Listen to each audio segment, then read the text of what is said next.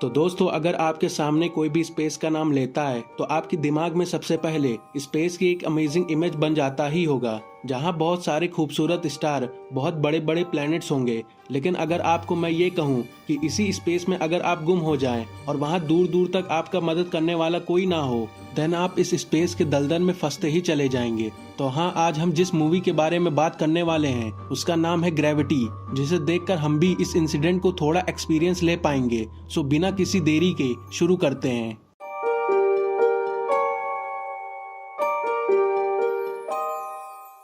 तो मूवी की शुरुआत में हम कुछ एस्ट्रोनॉट को स्पेस में देखते हैं, जहां पर हमें मूवी के मेन कैरेक्टर रेयान और मैट से इंट्रोड्यूस करवाया जाता है, जहां पर वो STS-157 हम्बल स्पेस टेलीस्कोप के हार्डवेयर को अपडेट कर रहे थे और काम करते करते उन दोनों की आपस में बातचीत शुरू हो जाती है, जिसे हमें पता चलता है कि वो सभी एस्ट्रोनॉट अपने मिशन को कंप्लीट करने के लिए एक हफ्ते से भी ज्यादा वक्त स्पेस में ही बिता चुके हैं। और ये रियान का स्पेस में पहला मिशन भी होता है, जिसके कारण उसे स्पेस में अपना काम करने में थोड़ी सी दिक्कत आ रही थी। अब आगे की कन्वर्सेशन को कंटिन्यू करते हुए मैट रेयान से पूछता है कि उसे स्पेस में अब तक सबसे अच्छा क्या लगा, जिस पर रेयान उससे कहती है कि यहाँ की शांति उसे सबसे अच्छी लगी, क्योंकि यहाँ दूर दूर तक किसी का भी कोई शोर शराबा या किसी का चीखना चिल्लाना नहीं है। जिसे सुनकर मैट इस बात को डिनाई नहीं करता है कि स्पेस से ज्यादा शांत जगह पृथ्वी पे कहीं नहीं है। और बात बात में ही उन दोनों को पता चलता है कि उनका स्पेस मिशन कुछ ही देर में खत्म होने वाला है,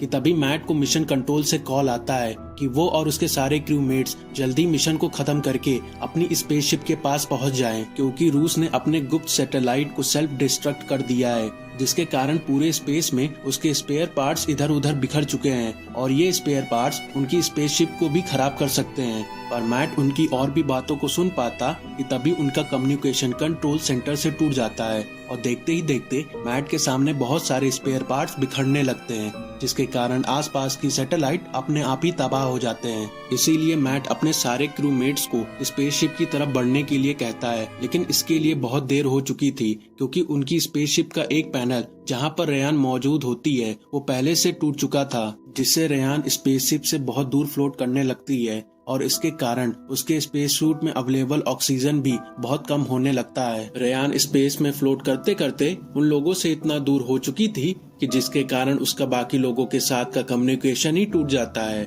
और वो किसी से भी हेल्प नहीं मांग पा रही थी। रेयान को अब अंदर ही अंदर महसूस होने लगता है कि शायद अब उसकी जिंदगी के आखिरी पल आ चुके हैं, लेकिन तभी उसे अपने सूट की कम्युनिकेशन डिवाइस से मैट की आवाज सुनाई दे रही होती है, जो कि उसे अपनी लोकेशन बताने के लिए कह रहा होता है। लेकिन रेयान को अपनी लोकेशन के बारे में कुछ भी नहीं पता था, इसीलिए मैट रेयान को अपने स्पेस सूट के लाइट को जलाने के लिए कहता है और कुछ ही देर में मैट रेयान की लोकेशन को ट्रैक करके वहां पर पहुंच जाता है। एंड एज ए ऑडियंस हमें पता चलता है कि मैट के सूट में एक ऐसा कंट्रोलर इंस्टॉल्ड है जो कि मैट के मुताबिक स्पेस में इधर उधर ट्रेवल कर सकता है। अब मैट रेयान को किसी तरह पकड़ के अपने साथ स्पेसशिप की तरफ ले जा रहा होता है, लेकिन तभी वो नोटिस करता है कि उसी का एक क्रूमेट उनकी तरफ फ्लोट कर रहा होता है, जिसको पकड़ने पर उनको पता चलता है कि उस एस्ट्रोनॉट के चेहरे से ऑलरेडी कोई चीज आर पार हो गई है, जिससे उसकी मौत हो चुकी थी। मैट अब रेयान को अपने सूट में 90 मिनट का टाइमर सेट करने को कहता है, क्योंकि स्पेस में फ्लोट कर रहे स्पेयर पार्ट्स को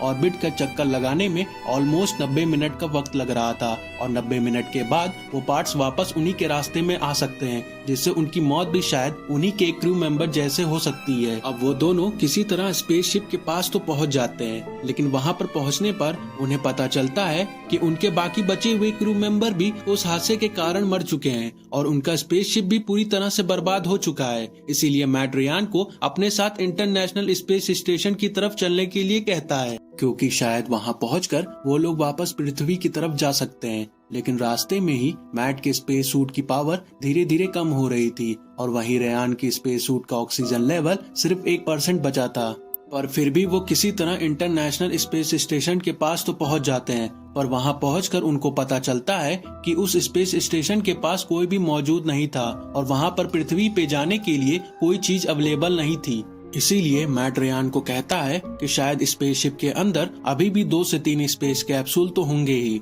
जिसकी मदद से हम लोग चीन की स्पेस स्टेशन के पास पहुंचकर वहां से पृथ्वी पर जाने का रास्ता निकाल लेंगे। और मैट अपने सूट की बची हुई सारी पावर को लगा के रेयान के साथ स्पेसशिप के अंदर घुसने की कोशिश भी करता है, पर अनफॉर्चुनेटली बीच में ही मैट के सूट का पावर खत्म हो जाता है, जिससे वो और रेयान जिस रोप की मदद से एक दूसरे को पकड़े हुए थे वो रोप स्पेसशिप के पैनल से लड़के टूट जाता है और मैट स्पेसशिप में फ्लोट करने लगता है, पर रेयान का पैर स्पेसशिप में फंसे हुए पैराशूट में ही फंस जाता है, जिसकी मदद से वो मैट को भी अपने हाथों से पकड़ लेती है। पर शायद ज्यादा वेट होने के कारण रेयान के पैर में फंसे हुए पैराशूट की रोप अपने आप ही उखड़ने लगती है। इसीलिए मैट रेयान को उससे बचाने की कोशिश करने के लिए मना करता है। रेयान उसकी बातों को नहीं सुनती, लेकिन मैट उसे समझाता है कि इसके कारण वो दोनों ही इस स्पेस में गुम हो जाएंगे, इससे अच्छा है वो खुद की जान को बचा ले। और इतना कहकर मैट अपने हाथों को रेयान के पकड़े हुए रोप से छुड़ा लेता है और वो खुद को स्पेस में फ्लोट करते करते